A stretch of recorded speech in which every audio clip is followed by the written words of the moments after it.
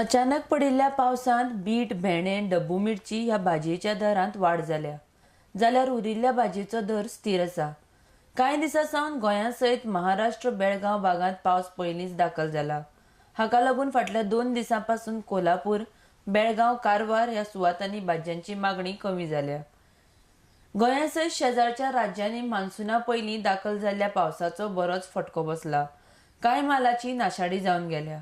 हाचो विपरीत परिणाम बाजार मालाचेर जाला। हाचो परिणाम म्हारगाय वाडल्या म्हूण कांय भाजयेकार खंत व्यक्त करता। हाका लागून फाटले 2 आठवडे तरकारीचो दर वाडत आसा।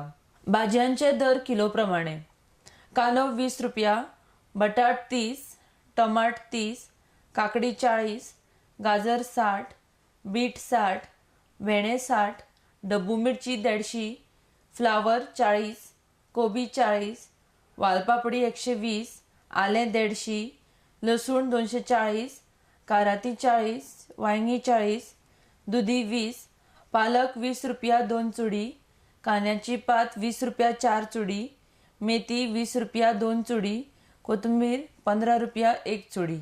मात ह्या भाजयांचो दर फलोत्पादन गाड्यांचेर कांय प्रमाणात कमी आसा। RDX Goa bureau report.